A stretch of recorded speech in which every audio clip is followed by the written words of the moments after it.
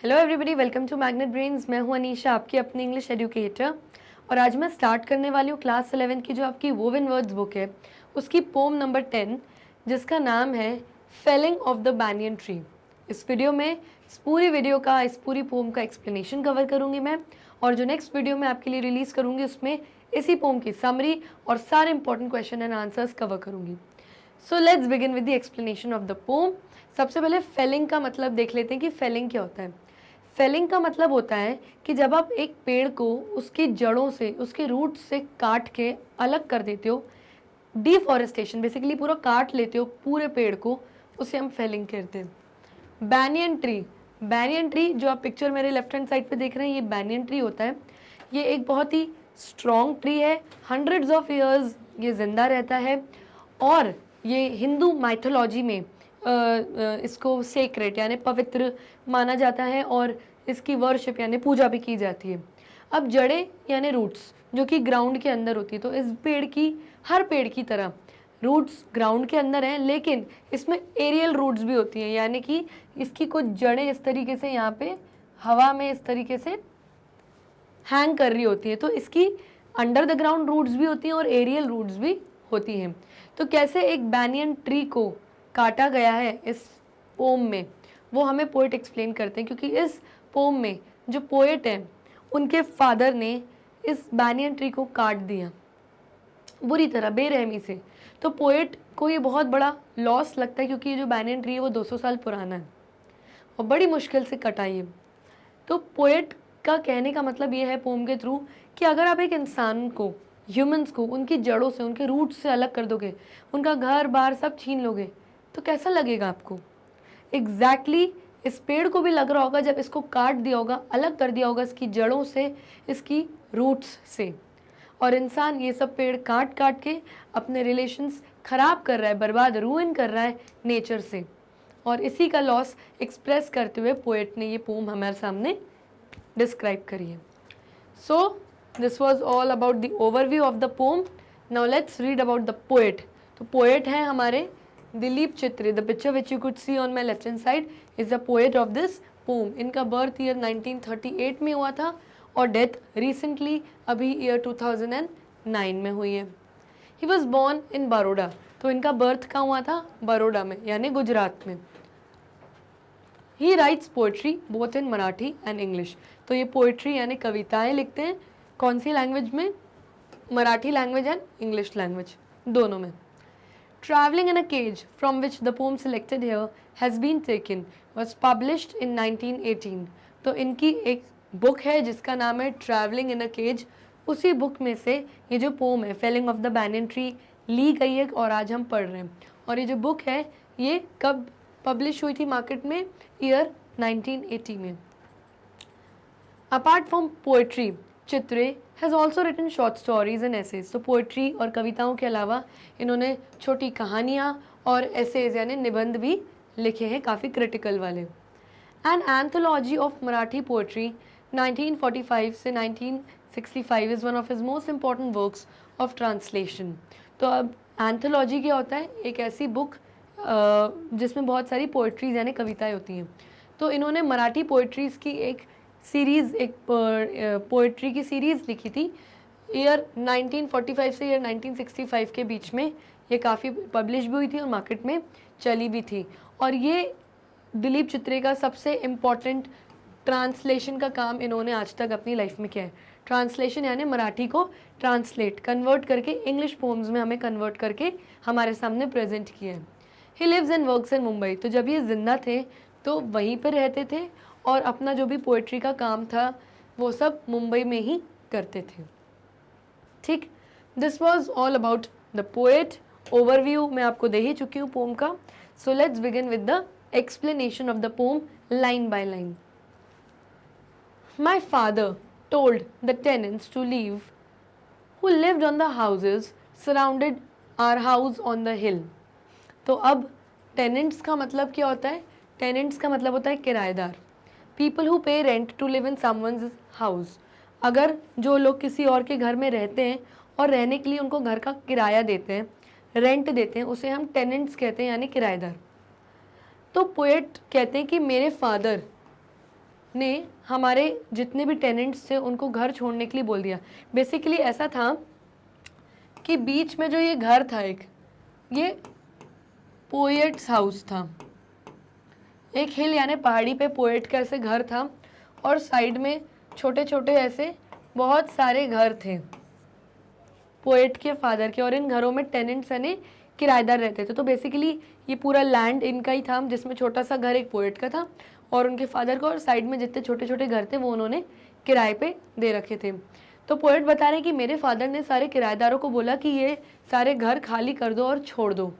और ये किराएदार कहाँ रहते थे? Lived on the houses surrounding our house on the hill.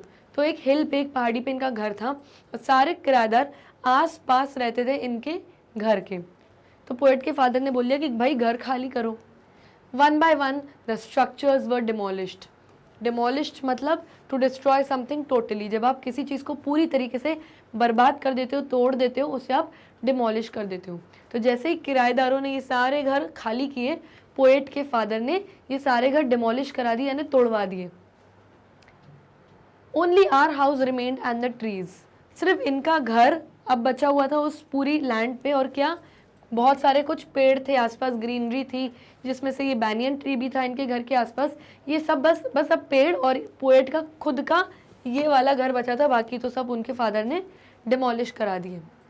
Trees are sacred, my grandmother used to say. अब सेक्रेड का मतलब क्या होता है? होली यानी पवित्र।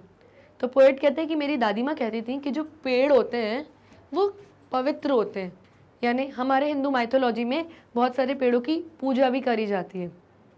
तो उसकी दादी के ये विचार थे कि भाई पेड़ों को मत काटो या पेड़ों को तकलीफ मत देना, क्योंकि पेड़ सेक्रेट होते हैं, पवित्र होते हैं, पूजनीय होते हैं। Felling them is a crime but he massacred them all. अब फेलिंग का मतलब क्या होता है?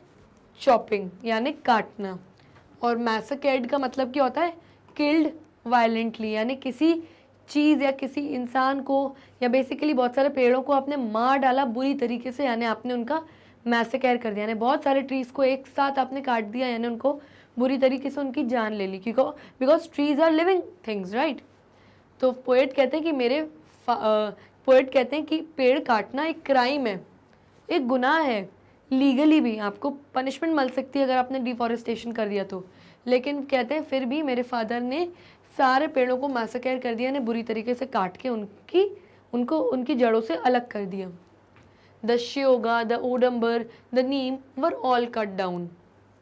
कहते हैं कि श्योगा नाम का जो ये पेड़ था, ओडम्बर नाम का जो ये पेड़ था, जो नीम का पेड़ था, सब एक एक करके मेरे फादर ने सारे कटवा दिए। But the huge banyan tree stood like a problem whose roots lay deeper than our lives। तो पोएट कहते हैं सारे पेड़ कटवा दिए, लेकिन बड़ा सा जो बैनियन का ट्री था वो एक प्रॉब्लम, एक दिक्कत की तरह खड़ा रहा, क्योंकि वो इतना मोटा पेड़ था, उसका जो ट्रंक था इतना हैवी और स्ट्रॉन्ग था कि उसको काटना बहुत ही मुश्किल था। सारे पेड़ कट गए, आखिरी में एक बैनियन ट्री रह गया। तो पोएट कहते हैं हुज रूट्स ले डीपर देन आवर लाइव्स, यानी कि इस बैनियन का जो ट्री था, उसकी जो रूट्स, उसकी जो जड़ें थी, वो ज़मीन के अंदर बहुत मीलों तक, दूर तक जा रही थी। तो उस पेड़ को काटना और उसकी रूट से अलग करना बहुत डिफ़िकल्ट हो रहा था। और इनके फादर ने किनको बुलवाया था? वर्कर्स को, लेबरर्स को बुलवाया था कि भाई काटो, तो वो लोग नहीं काट पा रहे थे। तो इस लाइन का क्या मतलब है? हुज रूट्स ले डीपर देन आवर लाइव्स। हमारी लाइफ, हमारी ज़िंदगी बहुत डीप होती है, जो भी इंसिडेंट हमारी लाइफ में होता है बहुत डीप होता है। जितने भी लोग हमारी लाइफ में आते हैं वो हमारे साथ बहुत दूर तक चलते हैं, थ्रू आउट, मतलब हमारी ज़िंदगी के अंत तक, जैसे मदर, फादर, वाइफ, हस्बैंड, बच्चे, सब हमारी लाइफ तक दूर तक हमारे साथ चलते हैं। तो हमारी लाइफ में इनका बहुत डीप मीनिंग है इन लोगों का। तो पोएट कहते हैं जिस तरीके से हम इंसानों की लाइफ में बहुत डीप मीनिंग होता है, जैसे लोग हमारी लाइफ में आते हैं और बहुत दूर तक हमारे साथ चलते हैं, उसी तरीके से जो ये बैनियन ट्री था उसकी जड़ें भी बहुत दूर तक और बहुत डीप जा रही थी अंडर द ग्राउंड, तो उसको काटना बहुत डिफ़िकल्ट हो रहा था। My father ordered it to be removed. तो फिर भी डिफ़िकल्ट हो रहा था, लेकिन पोएट कहते हैं फिर भी मेरे फादर ने ऑर्डर कर दिया वर्कर्स को कि भाई रिमूव कर दो, यानी इस पेड़ को काट दो। The banyan tree was 3 times as tall as our house. Poet कहते हैं कि जो banyan tree था वो हमारे घर से 3 टाइम्स टॉलर था, यानी जितनी घर की हमारी हाइट थी उससे 3 गुना बड़ा था. It's trunk had a circumference of 50 feet. और जो उसका ट्रंक था, यानी ये जो ट्रंक क्या होता है, ये जो पेड़ का तना होता है उसको ट्रंक कहते हैं. तो पोएट कहते हैं कि जो उसका ट्रंक था, जो उसका तना था, उसका सर्कमफ्रेंस 50 फीट था, यानी जो पेरीमीटर था पूरे पेड़ का वो 50 फीट तक था. Measurement around the outside of a circle, ये सर्कमफ्रेंस का मीनिंग होता है कि ये जो पूरा एरिया था, ऐसा पूरा गोल अगर आप ले लोगे ऐसे करके, वो पूरा 50 फीट तक था. तो सोचो कितना मोटा इसका ट्रंक था और कटना कितना मुश्किल हो रहा था उनके लिए. Its scraggy aerial roots fell to the ground. अब स्क्रैजी का मतलब क्या होता है? थिन एंड रफ, पतली और बहुत रफ. एरियल रूट्स क्या होती हैं?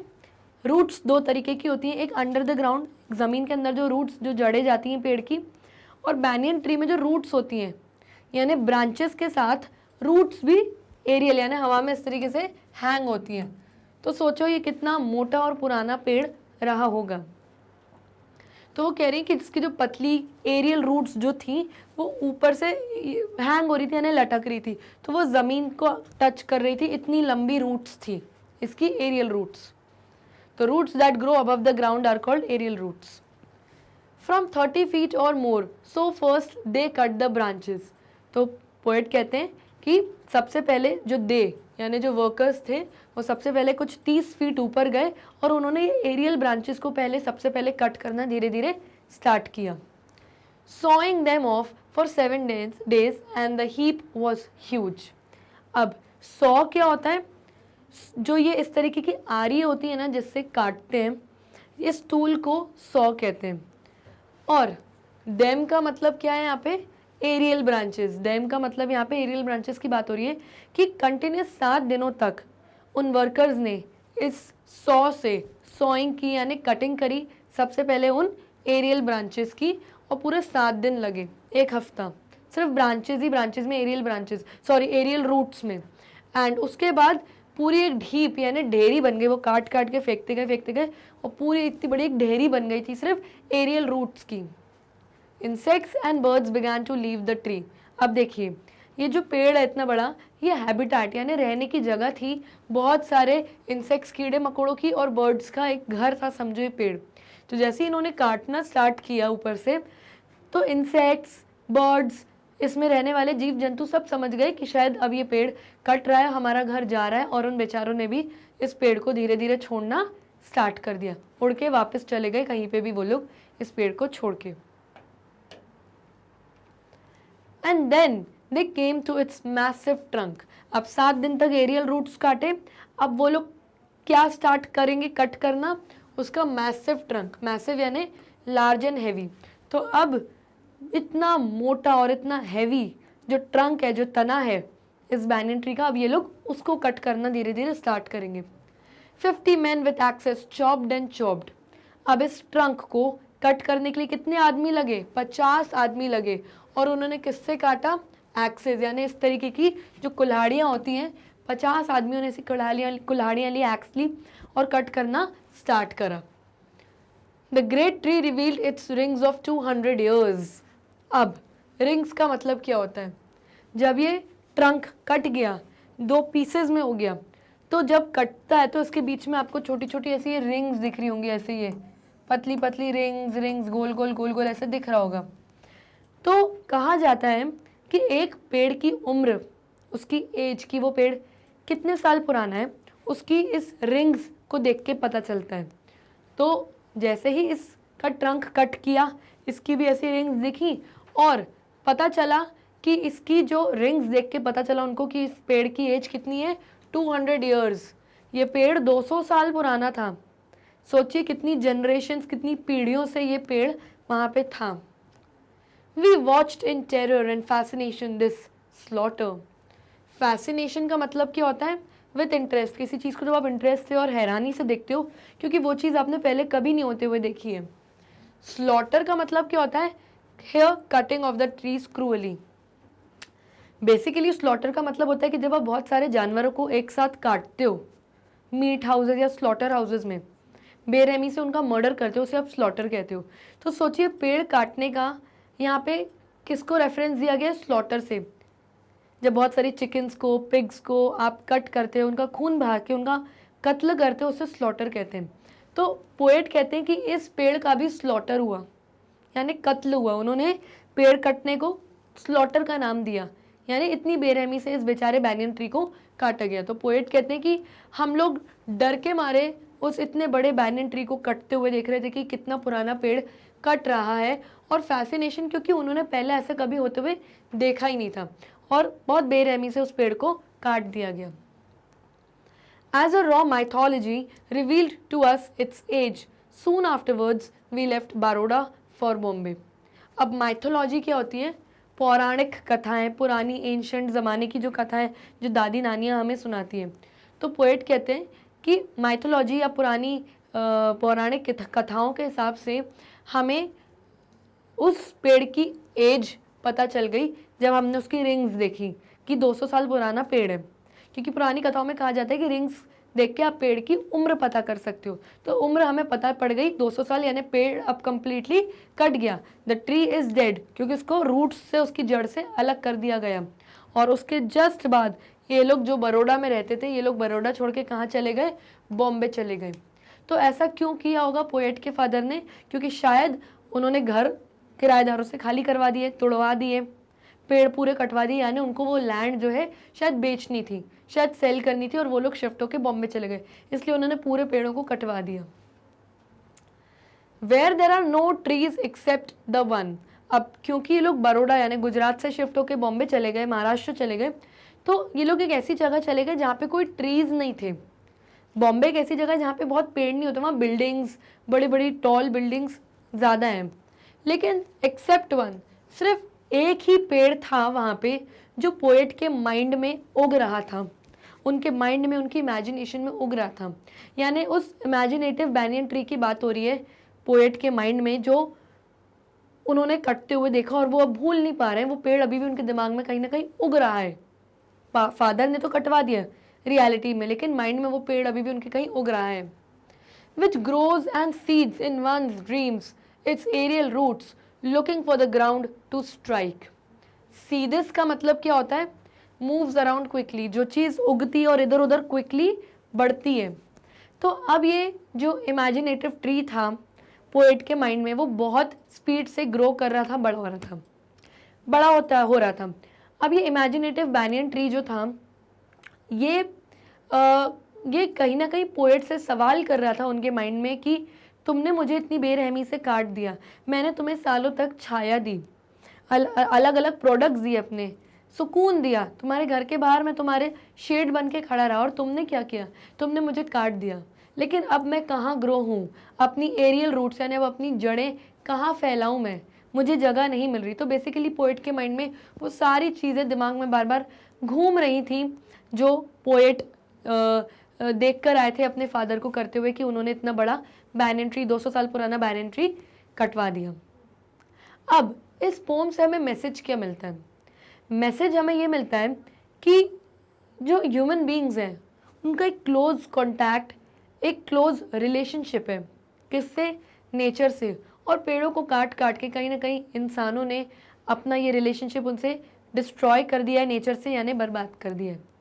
पोएट कहीं ना कहीं इन लाइंस में से सवाल पूछ रहे हैं, क्वेश्चन पूछ रहे हैं अपने फादर से और हम रीडर से कि वाई द स्लॉटर, क्यों कटवाया आपने उन पेड़ों को? क्या कोई और ऑप्शन नहीं था? क्या कोई और तरीका नहीं था? सिर्फ यही एक तरीका था कि आप इतने पुराने पेड़ों को कटवा दो, आप एक मर्डरर बन जाओ। और पोएट के माइंड में, पोएट की लाइफ में शायद वो इन पेड़ों के कटने का बहुत बड़ा लॉस फील करते हैं, और इस वजह से उन्होंने पोम में अपनी फीलिंग्स हमारे सामने, हम रीडर्स के सामने एक्सप्रेस की है। Summary of the pome. The poem Felling of the Banyan Tree by Dilip Chitre is about the cutting down of the ancient banyan tree that stood in the yard or the garden in the poet's ancestral house when he was a small boy.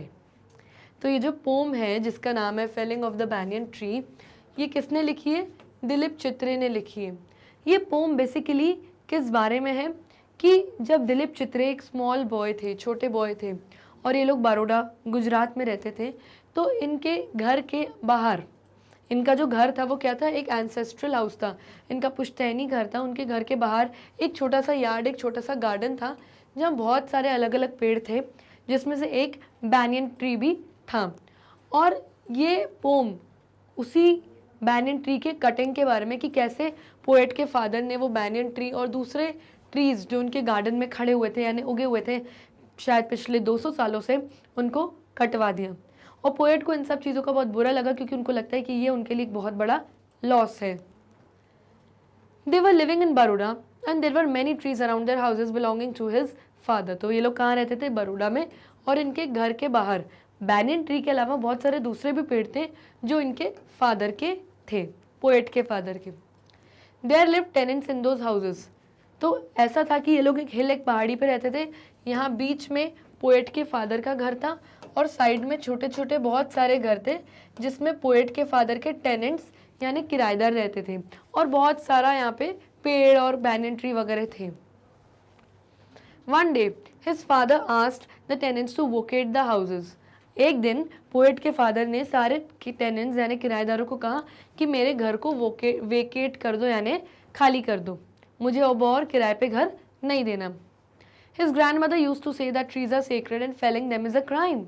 तो ऐसा क्यों बोला poet के father ने, क्योंकि वो ये सब घर उन्होंने तोड़वा दिए जब किराएदारों ने खाली किए, और पेड़ उनको सारे कटवाने थे, क्योंकि माइट भी उनको ये लैंड बेचना था।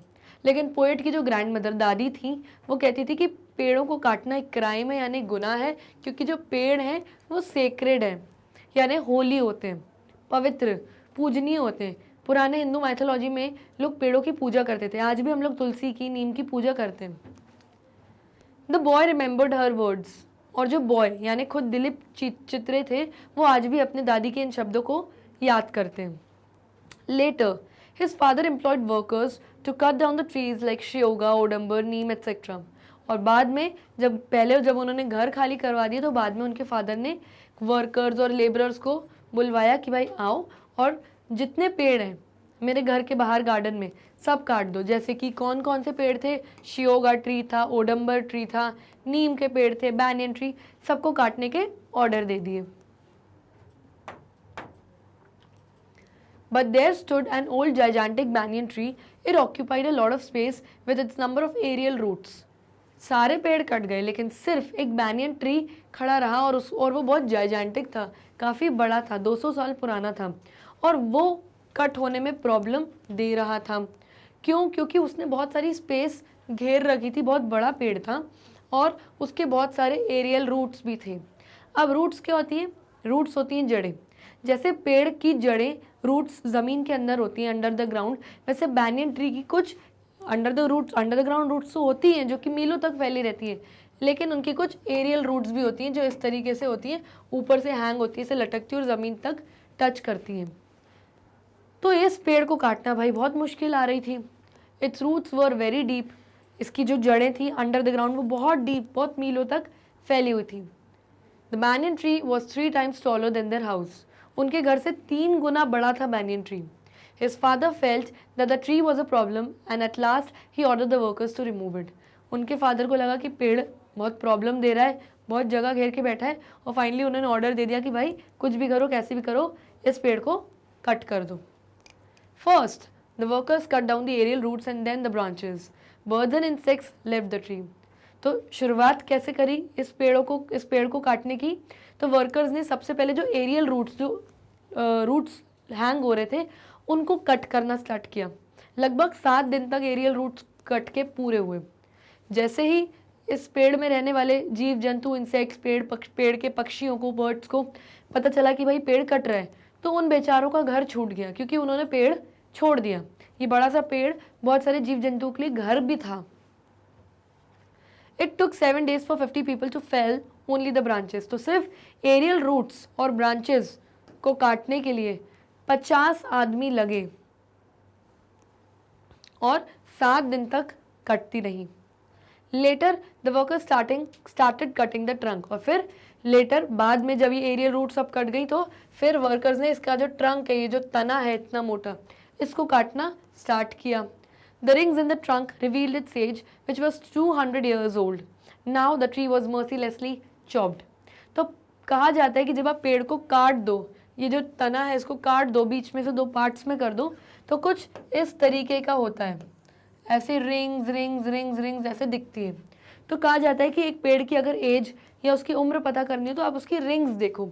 तो जब ये पेड़ कटा तो पता चला कि 200 साल 200 years पुराना ये ट्री था। सोचो उसने कितनी जनरेशन्स, पीढ़ियों को देखा हुआ था। और फाइनली बहुत बेरहमी से इस पेड़ को कटवा दिया गया, यानी चॉप करवा दिया पोएट के फादर ने। The poet with his family moved from Baroda to Bombay where there are no trees. अब पोएट ने किराएदारों से घर खाली करा दिया, पूरे पेड़ कटवा दिए, घर तोड़वा दिया। अब वो लोग बड़ौदा से कहाँ शिफ्ट होके चले गए? बॉम्बे शिफ्ट होके चले गए, और एक ऐसी जगह शिफ्ट होके चले गए जहाँ पे एक भी पेड़ नहीं था, क्योंकि बॉम्बे एक ऐसी जगह है जहाँ पे पेड़ नहीं होते, वहाँ पे बड़ी बड़ी बिल्डिंग्स होती हैं। The memory of the banyan tree in his own garden was fresh in his dreams. तो भले वो लोग बॉम्बे चले गए, लेकिन दिलीप चित्रे जो हमारे पोएट हैं, उनके माइंड में कहीं ना कहीं ये बैनियन ट्री मतलब अभी भी इमेजिनेटिव माइंड में था और ग्रो हो रहा था, और कह रहा था, सवाल पूछ रहा था पोएट से कहीं ना कहीं कि मैंने तुम्हें इतने सालों तक छाया दी, शेड दी, तुमने मुझे कटवा दिया, मेरे अंदर रहने वाले सारे इंसेक्ट्स एंड बर्ड्स का घर छीन लिया। Though the banyan tree had no place to send its aerial roots. तो बैनियन ट्री उनके इमेजिनेशन में सवाल कर रहा है कि मैं अपने एरियल रूट्स यानी मैं अपनी जड़ों को कहाँ फैलाऊं, अब तुमने तो मुझे काट दिया। तो इन कुछ लाइन से पोएट हमें ये समझाना चाहते हैं, मैसेज देना चाहते हैं कि ह्यूमंस का एक बहुत क्लोज रिलेशन है नेचर इस कुदरत से, और पेड़ों को काट काट के इंसान खुद अपने हाथों से ये रिलेशनशिप नेचर से जो है उनका, उसको रूइन कर रहे हैं यानी बर्बाद कर रहे हैं। So this was all about the summary and now let's discuss the question and answers. Question 1, identify the lines that reveal the critical tone of the poet towards the felling of the tree। तो critical का meaning क्या होता है? Serious, और Fehling का मतलब होता है चॉप करना यानी काटना। तो हमें पूछा गया है क्वेश्चन में कि आपको पोएम में से कुछ लाइंस आइडेंटिफाई करनी है यानी पहचाननी है, जिससे ये पता चलता है कि पोएट बहुत ज़्यादा सीरियस टोन में वो लाइनें लिख रहे हैं और बता रहे हैं कि कैसे वो पेड़ कटा। So the answer is Dilip चित्रे's poem contains various lines that show the felling of the banyan tree such as। तो दिलीप चित्रे की जो पोम है उसमें कई ऐसी लाइनें हैं जिसमें काफ़ी सीरियस टोन दिखाई दे रही है हमारे पोएट की, कि कैसे वो बहुत सीरियस हैं कि भाई पेड़ कट रहे हैं। और वो लाइन कौन सी हैं?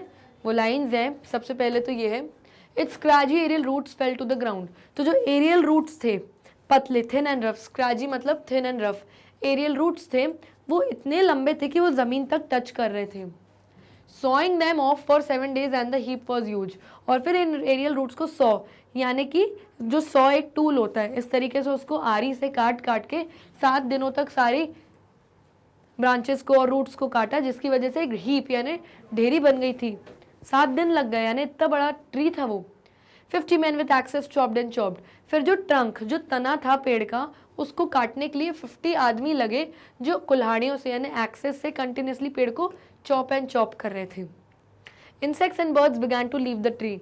अब ये जो बैनियन ट्री था ये एक हैबिटेट यानी घर, रहने की जगह थी बहुत सारे इंसेक्ट जीव जंतुओं के लिए और बर्ड्स यानी पक्षियों के लिए। और जैसे उन्हें पता चला कि पेड़ कटने वाला है, उन्होंने पेड़ छोड़ना स्टार्ट कर दिया, यानी उनका घर उनसे छिन गया। तो ये कुछ सीरियस लाइंस है जो पोएट ने यूज़ किए हैं ये बताने के लिए कि भाई इतना पुराना पेड़ कट रहा है। Okay, next, identify the words that help you understand the nature of the poet's father. तो अब आप कुछ वर्ड्स हमारी पोम में से आइडेंटिफाई करिए और ढूंढ के निकालिए, जिससे आपको पोएट के जो फादर हैं उनके नेचर के बारे में पता चलता है कि वो कैसे व्यक्ति थे। Answer, the poem provides us several instances that tell us about the nature of the poet's father. तो पोम में ऐसे बहुत सारे एग्जाम्पल्स हैं जो हमें बताते हैं कि पोएट के फादर का नेचर कैसा था। The father was a practical man who removed all the trees from the land as they were shifting. तो उनके फादर कहीं ना कहीं बहुत प्रैक्टिकल मैन थे, इमोशनल नहीं थे, क्योंकि उन्हें पता था कि हम लोग शिफ्ट कर रहे हैं, बड़ौदा से बॉम्बे जा रहे हैं, ये जगह किसी काम की नहीं, तो पेड़ वेड़ कटवा के ये लैंड को सेल कर दो। इसलिए उन्होंने बेरहमी से बिना किसी इमोशन के सारे पेड़ कटवा दिए। Certain words that can capture this side of the father are, अब जो कुछ वर्ड्स हैं जो फादर के नेचर के बारे में बताते हैं, वो क्या वर्ड्स हैं? The structures were demolished, structures यानी जिन घरों में किराएदार रहते थे उन सब घरों को उन्होंने डिमोलिश करा दिया, यानी डिस्ट्रॉय, तोड़वा दिया। But he massacred them all, दादी उनकी बोलती थी, यानी पोएट के फादर की जो मम्मी थी यानी पोएट की दादी, वो कहती थी कि भाई ये क्राइम है, ये गुनाह है पेड़ काटना, क्योंकि पेड़ पवित्र हैं, पूजनीय है, उनकी पूजा होती है। लेकिन फिर भी उन्होंने वायलेंटली, बुरी तरह, बेरहमी से सारे पेड़ों को कटवा दिया, किल कर दिया। My father ordered it to be removed, banyan tree cut भी नहीं रहा था, फिर भी उनके फादर ने ऑर्डर दिया सारे वर्कर्स को कि भाई रिमूव कर दो। तो ये कुछ लाइनों से पता चल रहा है कि वो काफ़ी प्रैक्टिकल थे और कोई इमोशनल फीलिंग उनके अंदर नहीं थी। Next, trees are sacred, my grandmother use to say. What does the poet imply by this line? तो पोएट की ग्रैंड मदर कहती थी कि जो पेड़ हैं वो सेक्रेड होते हैं, यानी होली, पवित्र होते हैं। तो इस लाइन को लिख के बता के पोएट क्या दर्शाना चाहते हैं इस पोम के थ्रू? तो according to Indian mythology some trees are considered sacred, Hindustani mythology यानी पौराणिक कथाओं के हिसाब से कुछ पेड़ जो हैं वो पवित्र माने गए हैं। There have been many beliefs about neem tree, तो बहुत, जैसे नीम का पेड़ हो गया, बैनियन का हो गया, शियोगा, तुलसी, ओडम्बर, ये अलग अलग पेड़ों के बारे में इस तरीके की बहुत सारी बिलीव्स हैं, यानी मान्यता है कि ये सारे पेड़ क्या हैं? होली, यानी पवित्र हैं। The banyan tree is the most sacred of these, and removing of a banyan tree is considered to be a sin, as it was supposed to be worshipped in the holy scriptures. तो जो holy scriptures, जो ग्रंथ की पवित्र किताबें थी, उसमें बताया गया कि जो बैनियन का ट्री है वो सबसे ज़्यादा पवित्र है, क्योंकि उसको क्या करा जाता था? वर्शिप, उसकी पूजा करी जाती थी। और इस पेड़ को कटवाना बहुत बड़ा सिन है, यानी बहुत बड़ा पाप है। Okay, next, no trees except the one which grows and seeds in one's dreams, why is the phrase grows and seeds used? तो ये जो लाइन है ये आपकी पोम की लाइन है। तो पोएट बोल रहे हैं कि जो फ्रेज है जिसमें ग्रोज एंड सीड्स लिखा है, ये क्यों यूज़ करा गया है हमारी पोम में? सीड्स का मतलब क्या होता है? जो बहुत क्विकली चीज़ ग्रो कर रही है और बढ़ रही है। Okay, answer, when the poet shifts to Baroda, he sees a banyan tree that takes him back to the memory of the tree that his father has chopped while shifting. तो जब poet Bombay shift हो जाते हैं तो उनको वो याद आता है, वो सारी मेमोरी यादें आती कि किस तरीके से बैनियन ट्री उनके फादर ने चॉप कर दी थी, यानी काट दी थी, क्योंकि उनको शिफ्ट करना था। कहाँ शिफ्ट करना था? पहले बड़ौदा रहते थे, फिर बाद में Bombay. The memory of the tree grow strongly in his dreams and affects him. अब ये जो बुरी तरीके से उनके फादर ने ट्री को काटा है, ये मेमोरी इनके दिमाग में बढ़ रही है, ग्रो होती जा रही है, और उनको बहुत उनके सपनों में आ रहा है जैसे वो पेड़, और उनको अफेक्ट कर रहा है कि क्यों? पोएट को लग रहा है कि कहीं ना कहीं बहुत बड़ा लॉस हो गया, हमें बहुत बड़ा लॉस हो गया। The poet uses the term grows and seeds that the tree grows and grows up with pain in his mind. तो ग्रो करना और क्विकली ग्रो करना, यानी सीड्स का मतलब ये है कि वो बैनियन ट्री तो कट गया था, लेकिन कहीं ना कहीं बॉम्बे शिफ्ट होने के बाद पोएट के माइंड में, पोएट के इमेजिनेशन में वो ट्री अब भी जिंदा था और ग्रो हो रहा था, और पोएट से सवाल कर रहा था कि अब मैं अपनी जड़ें कहाँ फैलाऊं, मैं कहाँ जाऊं? तुमने मुझे काट दिया, मैंने तो तुम्हें कितना शेड दिया, तुम्हारे लिए फल और कितना अच्छे अच्छे तुम्हें फूल दिए मैंने, लेकिन तुमने क्या किया? मुझे काट दिया। Next question, how does the banyan tree stand out as different from other trees? ये जो बैनियन ट्री है वो दूसरे पेड़ों से अलग हटके कैसे खड़ा होता है, यानी कैसे हमको दूसरे पेड़ों से बिल्कुल अलग दिखाई पड़ता है? What details of the tree does the poet highlight in the poem? तो इस बैनियन ट्री के बारे में ऐसी कौन सी डिटेल्स हैं जो पोएट ने पूरी पोम में हाईलाइट करके, यानी अलग से आपको बताई हैं? The banyan tree is beautiful in existence, banyan tree दिखने में बहुत ज़्यादा सुंदर और बड़ा होता है। The rings on the tree tells about the age of the tree which is about 200 years. तो जो बैनियन ट्री के पे जो रिंग्स होती हैं, इस तरीके से जो मैंने आपको बताई थी कि ये जो रिंग्स होती हैं एक ट्री की एज बताता है, और जब इस पोम में बैनियन ट्री को काटा गया तो पता चला कि वो कितने साल पुराना है, 200 ईयर्स पुराना ट्री है। According to ancient mythologies, there are many stories that tell about the purity of the tree. तो इंडियन माइथोलॉजी के अकॉर्डिंग और पुराने ज़माने की पौराणिक कथाओं के हिसाब से बताया जाता है कि ये जो पेड़ है, बड़ी कहानियाँ है, बताया जाता है कि जो पेड़ है ये बहुत प्योर है, बहुत ही पवित्र पेड़ है, पूजा करी जाती है इसकी। The reference of the banyan tree is also present in the Bhagavad Gita, where Krishna said, "Of all the tree, I am the banyan tree." और बैनियन ट्री का जो जिक्र है वो भगवत गीता किताब में भी हुआ है, क्योंकि कृष्ण भगवान ने, लॉर्ड कृष्णा हैज़ सेड, उन्होंने कहा था कि सारे पेड़ों में से अगर मुझे पेड़ बनने को मिले तो मैं बैनियन का पेड़ बनूंगा, इसलिए बैनियन पेड़ की पूजा करी जाती है। Okay, next, what does the reference to raw mythology imply? तो पोम में ये फ्रेज आया है रॉ माइथोलॉजी, इसका क्या इम्प्लीकेशन है, इसका क्या मतलब है? तो माइथोलॉजी मतलब पुरानी कथाएं, एंशंट ज़माने की पूरी पौराणिक कथाएं जिसमें अलग अलग चीज़ें बताई गई हैं जिनको शायद आज तक हम जिन पे बिलीव कर रहे हैं। The banyan tree is mythologically and poets grand mother calls it sacred. तो बोला जाता है कि जो बैनियन ट्री है माइथोलॉजी के हिसाब से यानी पौराणिक कथाओं के हिसाब से बहुत ज़्यादा सेक्रेड यानी पवित्र है। यहाँ तक कि पोएट की जो ग्रैंड मदर है, दादी माँ, वो भी यही बात बोलती है। When the banyan tree is cut down according to the poet's father's order, a mystery is disclosed.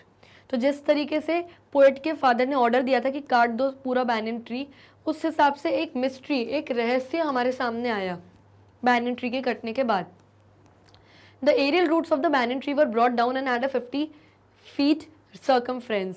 जो एरियल रूट्स यानी हवा में लटकने वाली जो जड़ें थी बैनियन ट्री की, वो मतलब उसको वो बिल्कुल ज़मीन तक टच हो रही थी, इतनी लंबी और पुरानी थी। और उसका जो सर्कमफ्रेंस है यानी जो पूरे पेड़ के तने का जो पेरीमीटर था वो अराउंड 50 फीट था। It is an age old tree containing all the knowledge knotted inside it.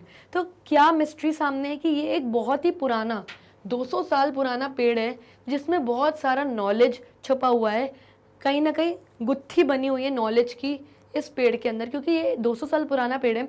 इसने अपने साथ पीढ़ियाँ देखी हैं अपने सामने, 200 साल पुराना, कई जनरेशन्स इसने अपने सामने आके जाते हुए देखी, लेकिन पेड़ वहीं का वहीं था। When it is cut down, the poet feels that the mythology is revealed. तो जब ये पेड़ कट हुआ तो पोएट को ऐसा लगता है कि जो पौराणिक कथा है वो सामने रिवील होके आई, यानी हमारे सामने दर्शा के हमारे सामने बात बताई गई कि भाई वाकई एक आपने सेक्रेड ट्री, पूजनीय पेड़ को आपने काट दिया। Next, whose roots lay deeper than our lives? What aspect of human behavior does this line reflect? तो ये जो लाइन है ये आपकी पोम की लाइन है। तो बोल रहे हैं कि इस पोम की लाइन को पढ़ के जो ह्यूमन बिहेवियर है, जो इंसानों का बिहेवियर होता है, वो क्या बताता है, ये लाइन क्या बताती है इंसानों के बिहेवियर के बारे में? आंसर है, a banyan tree lives through generations. जो बैनियन ट्री है, ये बैनियन ट्री 200 साल था और कोई भी बैनियन ट्री 200 साल से ऊपर जी सकता है और वो कई जनरेशन यानी पीढ़ियों को अपने सामने आते और जाते देखता है।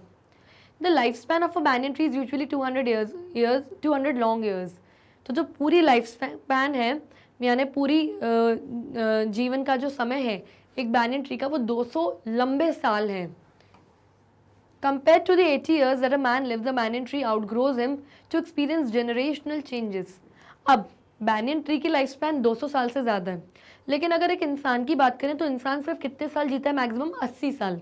ठीक, तो एक बैनियन ट्री जिसमें 200 साल से ज़्यादा का जनरेशन नॉलेज उसके अंदर छुपा हुआ है, वो पूरा एक्सपीरियंस और नॉलेज अकेले ही किसको दे सकता है? एक 80 साल के इंसान को, जो कि उससे ज़्यादा जीने भी नहीं वाला है। The tree have seen generations to grow old along with time. और बीतते वक्त, बीतते समय के साथ ये पेड़ ओल्ड यानी बूढ़ा होता चला गया, जिसकी वजह से इसके अंदर बहुत सारा एक्सपीरियंस और नॉलेज छुपा हुआ है जो एक 80 साल के इंसान को मिल सकता है 200 साल के बैनियन ट्री से। Okay, next, comment on the contemporary concern that the pome echoes. Contemporary concern, concern यानी फिक्र, और कंटेम्प्रेरी यानी अभी प्रेजेंट टाइम में जो सिचुएशन हमारे सामने आ रही है कि लोग पेड़ काट रहे हैं, प्रॉपर्टी बना रहे हैं और घर बना रहे हैं, फैक्ट्री बना रहे हैं और पेड़ काट रहे हैं।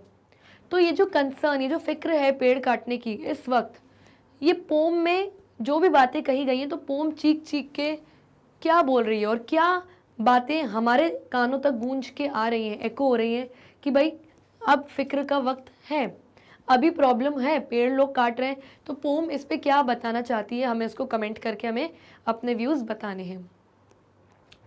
तो poet is concerned about the speed with which the traditions are changing and are affected by modern cultures। तो पोएट बहुत ज़्यादा फिक्र कर रहे हैं कि कितनी स्पीड से जो हमारे पुराने ट्रेडिशंस हैं, जो हमारी पुरानी मान्यताएं हैं, वो बदल रही हैं और अफेक्ट हो रही हैं, यानी उनको फ़र्क पड़ रहा है आज के मॉडर्न कल्चर की वजह से। यंग जनरेशन मॉडर्न कल्चर्स को अपना रही है और पुराने अपने ट्रेडिशंस को भूलती चली जा रही है, जिसमें ये भी बात कही जाती है कि भाई पेड़ सेक्रेट है, उनको मत काटो, पवित्र होते हैं। The values attached to trees in earlier times is not of concern to people living in modern society। तो जो लोग आज के ज़माने में मॉडर्न सोसाइटी में जी रहे हैं, उनको कोई मतलब नहीं है उन वैल्यूज़ से जो किससे जुड़ी हुई हैं, पेड़ों से जुड़ी हुई हैं। और जो पुराने ज़माने में लोग पेड़ों की पूजा करते थे, तुलसी पे दिया लगाते थे, पेड़ों की तुलसी विवाह कराते थे, शादी भी कराते थे पेड़ों की। तो ये जो ट्रेडिशंस हैं, इन ट्रेडिशन से कोई मतलब, कोई लेना देना नहीं है उन लोगों का जो आज मॉडर्न सोसाइटी में जी रहे हैं। The poet wonders at the change our society is undergoing and has written the poem on it. तो पोएट बहुत वंडर करते हैं, बहुत हैरान होते हैं कि हमारी सोसाइटी में कितनी तेज़ी से ये बदलाव आ रहा है और मॉडर्न जनरेशन के जो बच्चे हैं, जो लोग हैं, अपनी पुरानी वैल्यूज़ को भूलते चले जा रहे हैं। और इसी वजह से उन्होंने ये पोम जो है लिखी है, ताकि हमें वो अवेयर कर पाएँ कि इट्स हाई टाइम, अब भी देर नहीं हुई है, आंखें खोलो और जागो, पेड़ मत काटो, नेचर से अपने रिलेशनशिप को बर्बाद मत करो। Okay, and now let's begin with our first question. आपके सामने क्वेश्चन गिवन रहेगा और उसके साथ दिए रहेंगे 4 ऑप्शंस। जो सबसे सही ऑप्शन होगा या जो एकदम करेक्ट ऑप्शन होगा उसे आपको करना है tick mark. Question number 1, who is the poet of the poem felling of the banyan tree. तो जो आपकी पोम है जिसका नाम है felling of the banyan tree, उसके पोएट यानी कि कवि कौन है। 4 ऑप्शंस आपके सामने गिवन है। Option number A, Ted Hughes. Option number B, John Keats. Option C, Dilip Chitre. या option number D, Sujata Bhatt. अगर आपने मेरे एक्सप्लेनेटरी वीडियोस या समरी के वीडियोस देखे हैं या एक बार भी आपने अपनी बुक ओपन करी होगी, तो आप इसका आंसर बहुत जल्दी से विद इन अ सेकेंड दे देंगे, which is option number C, Dilip Chitre. तो जो दिलीप चित्रे हैं वही आपके पोएट हैं आपकी पोएम के। ये बड़ौदा यानी गुजरात के रहने वाले हैं। So option number C, Dilip Chitre is the right option to this question. Next, what revealed the age of the banyan tree. अब इस पोएम में जो पोएट के फादर हैं, उनके घर के आसपास कुछ टेनेंट्स यानी किराएदार रहते थे और कुछ पेड़ भी थे, जिनमें से एक पेड़ बैनियन ट्री भी था। अब बैनियन ट्री की एज कितनी थी, यानी उस पेड़ की उम्र कितनी थी, ये कैसे रिवील हुआ, यानी कैसे हमें पता चला पोएम में, यानी बैनियन ट्री की एज हमें बतानी है। सो ऑप्शंस हैं, A, the leaves of the tree. क्या इस पेड़ की लीव्स यानी पत्तियों को देख के इस पेड़ की एज यानी उम्र का पता चलता है? बिल्कुल भी नहीं। Option number B, the rings in the trunk of the tree. Yes, तो जब आप बैनियन ट्री का जो ट्रंक होता है यानी कि जो उसका तना होता है, जब आप इस तने को बीच में से काटते हो, जब आप कट करते हो, तो ये कुछ इस तरीके का आपको दिखेगा।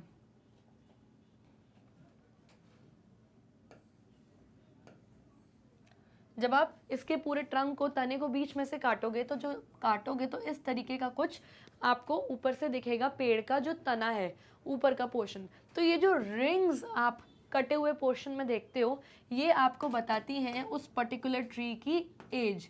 तो ये जो रिंग्स होती हैं पेड़ के ट्रंक में, ये आपको उस पेड़ की एज बताती हैं कि उस पेड़ की एज कितनी, यानी कितने साल पुराना वो पेड़ है। तो yes, the rings in the trunk of the tree tell us the age of the tree.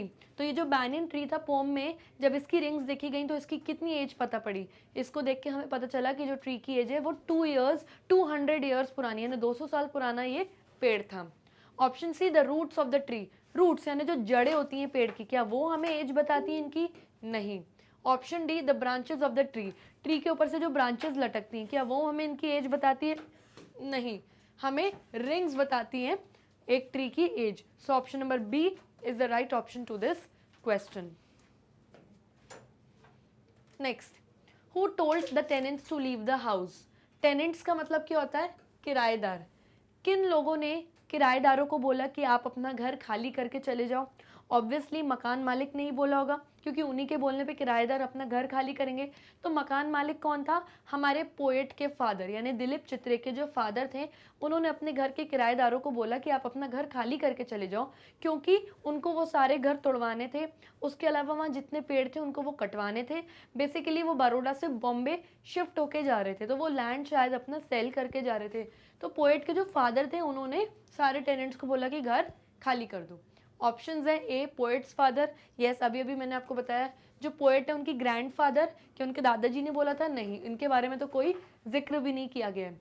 The poets grand mother, क्या उनकी दादी ने बोला था? नहीं, उनकी दादी ने नहीं बोला था, बल्कि उनकी दादी ने तो ये बोला था कि पेड़ मत काटो, पेड़ सेक्रेड होते हैं यानी पवित्र होते हैं, उनकी पूजा की जाती है। लेकिन पोएट के फादर ने उनकी एक न सुनी।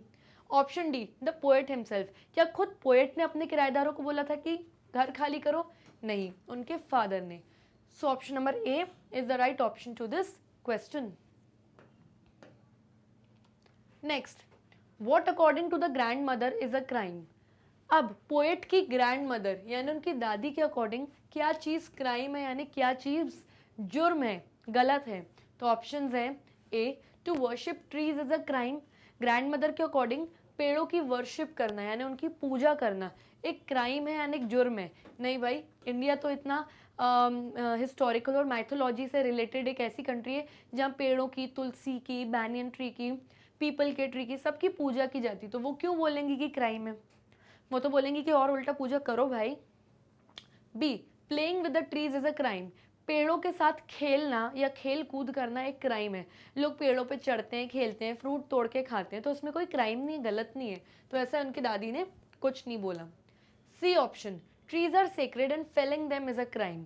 ट्रीज जो होते हैं वो सेक्रेड होते हैं यानी पवित्र हैं, and felling them, felling means chopping them यानी उनको काटना एक क्राइम है। तो यस, मैंने आपको बताया था कि उनकी दादी ने कहा था कि पेड़ पवित्र है, उनको काटना एक बहुत बड़ा जुर्म है, हमें पाप लगता है, सिन लगता है। तो यस, ये चीज़ उनकी दादी ने डेफिनेटली कही थी। Option D none of the above, यानी ऊपर दिए गए कोई भी ऑप्शन नहीं, तो वो हो नहीं सकते। क्यों? क्योंकि हमें हमारा आंसर मिल गया है, which is option number C. Next, what did the poet's father do with the trees. अब पोएट के फादर ने ये जो ट्रीज थे उनके घर के आसपास बहुत सारे, उनके साथ क्या किया? तो ऑप्शंस हैं A the poet's father massacred all the trees, जो पोएट के फादर थे उन्होंने सारे ट्रीज को मैसेकेर कर दिया, यानी एक साथ बेरहमी से बुरी तरीके से कटवा दिया। यस, उन्होंने यही किया। क्यों? क्योंकि बैनियन ट्री के अलावा वहाँ पे बहुत सारे और भी ट्रीज थे, जैसे शियोगा, ओडम्बर, नीम, अलग अलग ट्रीज थे, और उन सबको बेरहमी से बुरी तरह मैसेकेर करा दिया, यानी बुरी तरीके से कटवा दिया। Be the poet's father burned all the trees, क्या पोएट के फादर ने सारे पेड़ों को जला दिया था? नहीं, उन्होंने कटवा दिया था। Option C the poet's father watered the trees, क्या पोएट के फादर इतने अच्छे थे कि उन्होंने पेड़ों में वाटर किया यानी पेड़ों को पानी दिया? नहीं, ऐसा उन्होंने कुछ नहीं किया। जब तक उन्हें पेड़ों की जरूरत थी तब तक रखा, पेड़ खत्म, उनका मतलब खत्म हुआ पेड़ों से, तो उन्होंने कटवा दिया। Option D all of the above, ऊपर दिए गए सारे ही ऑप्शंस, तो ये ऑप्शन हो नहीं सकता क्योंकि हमें हमारा आंसर मिल गया है, which is option number A. Next, but the huge banyan tree stood like a problem. Identify the figure of speech used in the above lines. अब ये जो एक लाइन है, ये लाइन आपकी पोएम की लाइन है।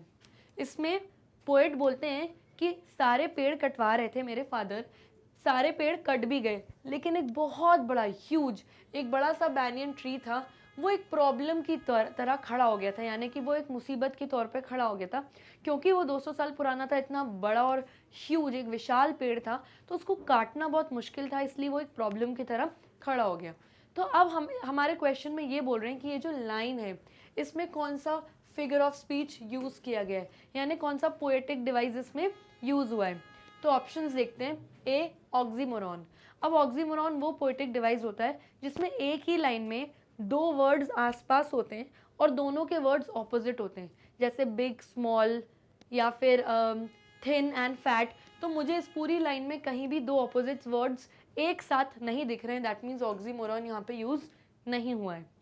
ऑप्शन बी इमेजरी, नाम से ही समझ में आ रहा है कुछ इमेजिन करना, कुछ कल्पना करना, तो आई डोंट थिंक सो कि इस लाइन में ऐसा कुछ काल्पनिक बात, कुछ इमेजिनरी बात बताई गई है या लिखी गई है। यहाँ पे सिंपली सिर्फ इतना बोला गया कि बैनियन ट्री एक प्रॉब्लम की तरह खड़ा हुआ था।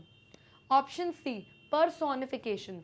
अब पर्सोनिफिकेशन वो पोएटिक डिवाइस होता है जिसमें आप ह्यूमन क्वालिटीज़ यानी जो क्वालिटीज़ इंसानों की होती है उन क्वालिटीज़ को यूज़ करते हो ह्यूमन बींग्स के लिए, सॉरी नॉन लिविंग थिंग्स के लिए या फिर एनिमल्स के लिए।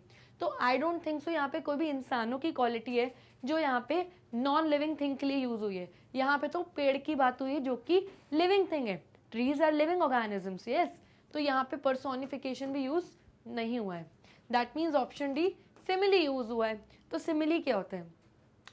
सिमिली एक वो पोएटिक डिवाइस होता है जिसमें आप एक चीज़ को दूसरी चीज़ से कंपेयर करते हो, तुलना करते हो दोनों की, और जब आप तुलना यानी कंपैरिजन करते हो इन दोनों का तो कोई भी दो वर्ड्स बीच में यूज़ हो सकते हैं, या तो लाइक या तो ये वर्ड बीच में यूज़ होता है या दूसरा वर्ड यूज़ होता है एज। दोनों को कंपैरिजन करोगे दो चीज़ों को और बीच में एक इन दोनों में से कोई भी एक वर्ड यूज़ होता है। तो क्या यहाँ पे लाइक या एज यूज़ हुआ है? स्टूड लाइक, यस, यहाँ पे लाइक वर्ड यूज़ हुआ है। और क्या दो चीज़ें कंपेयर हुई हैं कि जो बड़ा सा बैनियन ट्री है उसको कंपेयर करा है एक बड़ी सी प्रॉब्लम से, कि एक बड़ा बैनियन ट्री एक बड़ी प्रॉब्लम जैसे, मुसीबत जैसे खड़ा हुआ था। तो बैनियन ट्री को कंपेयर किया एक बड़ी प्रॉब्लम से और बीच में वर्ड यूज़ हुआ है like. That means option number D poetic device कौन सा यूज़ हुआ है? Simile. Next, Dilip Chitre was born in dash. Dilip Chitre जो हमारे पोएट हैं इस पोम के, वो कहाँ बॉर्न हुए थे यानी वो कहाँ पैदा हुए थे? तो ऑप्शंस हैं A Bareilly, B Baroda, C Bombay या D Bihar. So option number B Baroda is the right option, क्योंकि मैंने आपको बताया था कि वो बड़ौदा यानी गुजरात में के रहने वाले थे और फिर ये सब पेड़ वेड़ कटवा के माइट भी उनको ये लैंड उनके फादर को सेल करना था। उसके बाद वो शिफ्ट होके कहाँ चले गए? बॉम्बे, एक ऐसी जगह जहाँ पे कोई पेड़ नहीं थे, क्योंकि बॉम्बे एक ऐसी जगह है जहाँ बड़ी बड़ी बिल्डिंग्स होती है। तो option number B Baroda is the birth place of our poet Dilip Chitre, that is the right option. Next, how old was the banyan tree. जब बैनियन ट्री को काटा गया तो उसकी एज रिवील हुई, यानी एज पता चली कि कितना पुराना ये बैनियन ट्री है। तो कितना ओल्ड था यानी कितने साल पुराना था? तो मैंने आपको क्लियरली बताया था कि जब उसके ट्रंक को काटा गया तो उसकी रिंग्स देख के पता पड़ती है उसकी एज। जब इसकी एज देखी तो पता चला कि ये 200 साल पुराना पेड़ है, यानी कितना पुराना पेड़ था। तो ऑप्शंस हैं ए 20 ईयर्स ओल्ड, 20 साल पुराना था क्या? नहीं। बी 500 ईयर्स ओल्ड, 500 साल पुराना था क्या? नहीं। C 200 years old, yes. D 300 years old, no. That means option number C 200 years old is the right option to this question. Next, why did the birds and insects leave the banyan tree. अब banyan tree या कोई सा भी tree अगर आप ले लो तो उस पर बहुत सारे बर्ड्स रहती हैं, अपना नेस्ट घोंसला बना के रहती हैं, या इंसेक्ट्स बहुत सारे कीड़े मकोड़ों भी पेड़ में और सॉइल में रहते हैं। उसी तरीके से बैनियन ट्री में भी बहुत बर्ड्स और इंसेक्ट्स रहते थे। लेकिन एक पॉइंट ऐसा आया कि सारे बर्ड्स और इंसेक्ट्स ने बैनियन ट्री छोड़ के चले गए। क्यों छोड़ के चले गए? क्योंकि इन बर्ड्स और इंसेक्ट्स को दिख गया और पता चल गया कि बहुत सारे लोग इस पेड़ को काटने आए हैं। तो बेचारों का जो घर था बैनियन ट्री, बर्ड्स और इंसेक्ट्स का, वो छूट गया और वो लोग अपना घर छोड़कर चले गए। तो ऑप्शंस हैं ए एब्सेंस ऑफ फूड, क्योंकि इन बर्ड्स और इंसेक्ट्स को खाने की कमी थी, पेड़ में फूड नहीं मिल पा रहा था इसलिए उन्होंने घर छोड़ा। नहीं, वो लोग तो सालों से इस पे रह रहे थे, उनका खाना पीना सॉइल में से उनको सब मिल रहा था। B it is cut down, क्योंकि बैनियन ट्री कट डाउन हो रहा था यानी कट रहा था, इस वजह से उन्होंने छोड़ दिए। यस, इस वजह से बर्ड्स एंड इंसेक्ट्स ने इस ट्री को छोड़ दिया। Option C absence of water, पानी की कमी हो रही थी उन्हें। तो भाई पानी की क्यों कमी होगी? पेड़ तो वो जरिया है जिससे रेन और बारिश पानी आता है इस वर्ल्ड में, तो ये नहीं था। ऑप्शन डी नो लीव्स, क्योंकि बैनियन ट्री में कोई लीव्स ही नहीं थे इसलिए घोंसला घर बनाने की इन बर्ड्स एंड इंसेक्ट्स को जगह नहीं थी। तो ऐसा हो ही नहीं सकता, हर पेड़ में बहुत सारे ट्रीज होते हैं और ये बैनियन ट्री तो ऑलरेडी 200 साल पुराना था। So it was full of leaves and huge, it was so huge. So option number B is the right option to this question. Next, what kind of equipments were used to cut down the banyan tree? किस तरीके के equipments यानी किस तरीके की machines और औजार use करे गए थे इतने बड़े ह्यूज बैनियन ट्री को काटने के लिए, क्योंकि वो बहुत बड़ा और बहुत पुराना पेड़ था तो प्रॉब्लम थी उसको काटने में। तो कौन से ऐसे इक्विपमेंट्स यानी औजार यूज किए गए थे इस पेड़ को काटने में? तो ऑप्शंस है ए एक्स, एक्स यानी कुल्हाड़ी, क्या कुल्हाड़ी यूज करी गई थी? यस डेफिनेटली कुल्हाड़ी यूज करी थी और 50 आदमी लगे थे और कुल्हाड़ियों से उसका बड़ा सा ट्रंक यानी पेड़ के तने को उनको काटने में लगे उनको। तो यस एक्स यूज हुआ। नाइफ, ऑप्शन बी नाइफ यानी चाकू, क्या एक छोटे से चाकू से इतना मोटा पेड़ कट सकता है? नहीं, तो नाइफ कहीं नहीं यूज हुआ था। ऑप्शन सी सॉ, सॉ भी एक तरीके का ऐसे इस तरीके से कुछ एक बहुत ही शार्प ऑब्जेक्ट होता है जिससे पेड़ वगैरह कटते हैं, ब्रांचेस वगैरह कटते हैं। तो यस ये जो सॉ नाम का इक्विपमेंट था इसको कंटिन्यूसली यूज़ करा गया लेबर और वर्कर्स ने 7 दिन तक, और जो पेड़ की टहनियाँ यानी ब्रांचेस थी उनको काटा। 7 दिन तक लगे उनको ये ब्रांचेस काटने में। तो ये सॉ भी यूज़ किया गया था।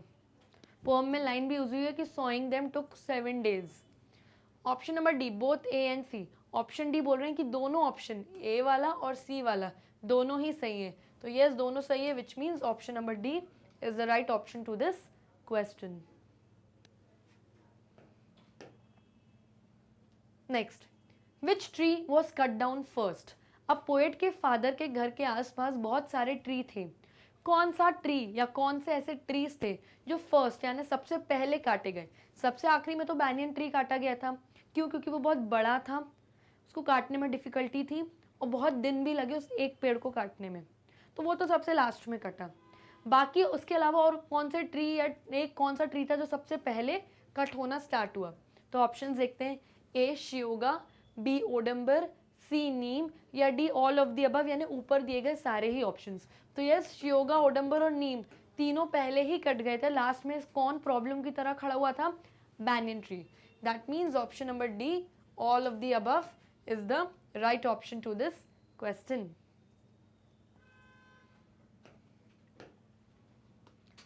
Next, who used to say that the trees are sacred? ये बात कौन बोलता था कि जो ट्रीज हैं, जो पेड़ होते हैं वो सेक्रेड हैं यानी बहुत पवित्र हैं? तो ऑप्शन देखते हैं, ए ग्रैंड मदर, क्या पोएट की ग्रैंड मदर दादी ऐसा कहती थी? यस डेफिनेटली वो कहती थी, मैंने अभी पिछले क्वेश्चन में मैंने आपको बताया भी है। बी मदर, पोएट की मदर का कोई मेंशन नहीं करा गया, ना उन्होंने ऐसा कुछ कहा था। सी ग्रैंडफादर, पोएट के ग्रैंडफादर का भी कोई मेंशन नहीं करा गया और ना उन्होंने ऐसा कुछ कहा। या डी फादर, अब पोएट के फादर तो बहुत ही ईविल थे, बहुत ही बुरे इंसान थे कि उन्होंने इतनी बेरहमी से सारे ट्रीज को मैसेकेयर कर दिया यानी कि काट दिया। तो वो क्यों ही बोलेंगे कि भाई पेड़ सेक्रेड हैं, पवित्र हैं? अगर इतना मान रहे होते तो कटवाते नहीं। तो उन्होंने तो डेफिनेटली नहीं कहा, which means option number A grandmother is the right option to this question. Next, poet's father is described as dash. जो पोएट के फादर हैं वो इस पूरी पोम में कैसे डिस्क्राइब करे गए यानी हम लोगों को कैसे दर्शाया गया है कि पोएट के फादर ऐसे हैं या उनकी पर्सनैलिटी ऐसी है? तो ऑप्शंस हैं, ए विकेड, विकेड मतलब बहुत बुरे, बहुत शैतानी दिमाग वाला इंसान। बी गुड, बहुत अच्छे। सी पोलाइट यानी बहुत सॉफ्ट स्पोकन, जो अच्छे से बात करते हैं। या डी काइंड यानी बहुत अच्छे, बहुत मददगार व्यक्ति। अब वो डेफिनेटली काइंड तो नहीं थे, अगर काइंड होते तो पेड़ों को कभी नहीं काटते। वो पोलाइट भी नहीं थे क्योंकि उन्होंने अपने सारे किराएदारों को घर खाली करने के लिए बोल दिया था। वो गुड भी नहीं थे, क्यों? क्योंकि अगर इतने अच्छे होते तो पेड़ कभी नहीं काटते और अपनी मदर यानी पोएट की दादी की बात ज़रूर मानते कि भाई पेड़ मत काटो, क्योंकि उनकी मम्मी कह रही थी भाई पेड़ मत काटो। Why? Because trees are sacred, पवित्र होते हैं। तो वो गुड भी नहीं थे, यानी वो विकेड थे। विकेड मतलब बैड एंड ईविल, यानी जो बुरे काम करते हैं। तो पोएट के जो फादर हैं वो विकेड तरीके से डिस्क्राइब करे गए हैं पोम में, ऐसा उनको दर्शाया गया है हमें। So option number A wicked is the right option to this question.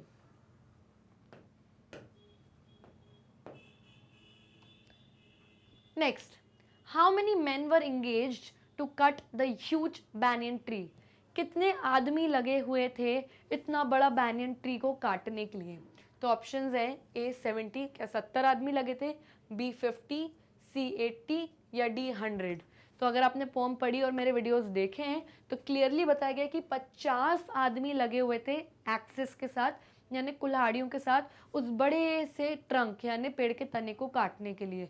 तो 50 men were engaged to cut the big trunk of the tree। तो 50 आदमी लग गए थे, which means option number B is the right option to this question. सिर्फ एक पेड़ को काटने के लिए, which was the banyan tree.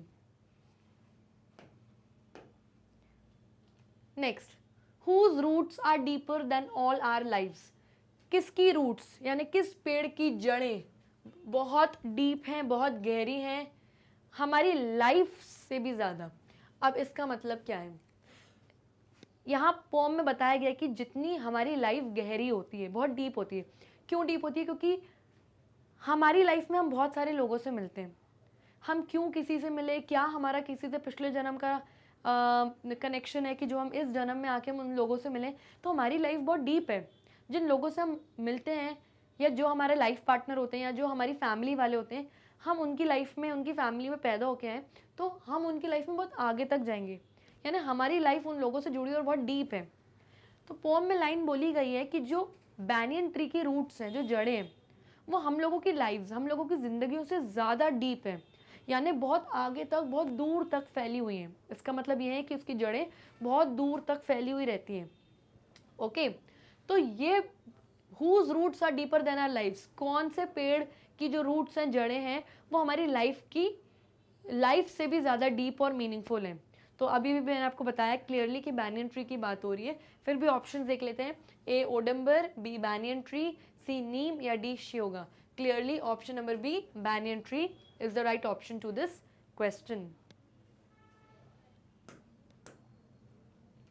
Next, where does the banyan tree still exist?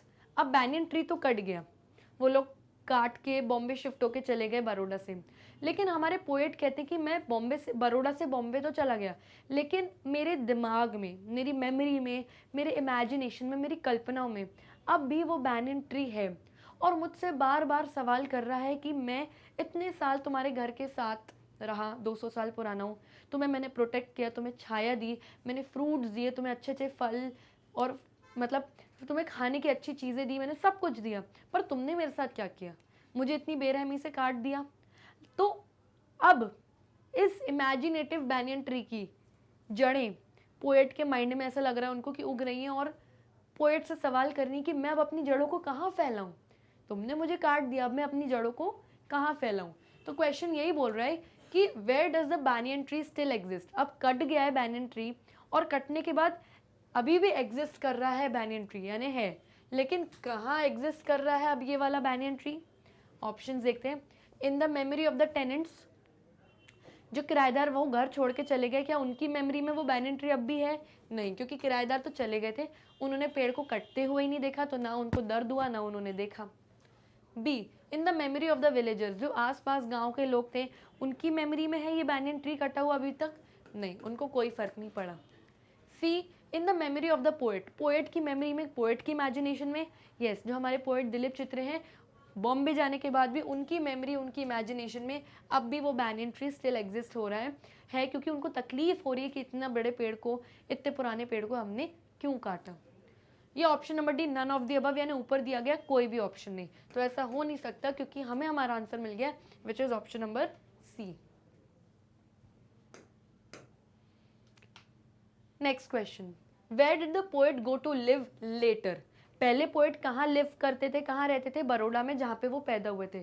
फिर लेटर यानी बाद में वो कहाँ जाके रहने लगे? तो मैंने क्लियरली आपको बताया था कि वो पहले बड़ौदा में रहते थे जहाँ बहुत पेड़ और बहुत ग्रीनरी थी, फिर बाद में वो बॉम्बे जाके रहने लगे, जो ऐसी जगह जहाँ कोई पेड़ और ग्रीनरी नहीं थी, वहाँ सिर्फ बड़ी बड़ी बिल्डिंग्स थी। ओके, सो ऑप्शंस हैं ए बर्लिन, बी बड़ौदा, सी मुंबई या डी बॉम्बे। अब बर्लिन है नहीं, ऐसा कुछ मेंशन किया नहीं गया। बड़ौदा में तो वो ऑलरेडी रहते थे, वहीं पैदा हुए थे, वहाँ से वो शिफ्ट होके गए थे, तो बड़ौदा हो नहीं सकता।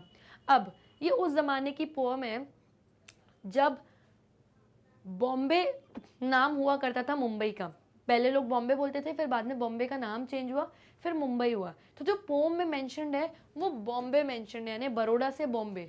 अब मुंबई भी सही है, लेकिन उस समय मुंबई नाम नहीं था और ना ही ये नाम मेंशन्ड है आपकी पोम में, तो मुंबई नहीं होगा, ऑप्शन नंबर डी होगा बॉम्बे।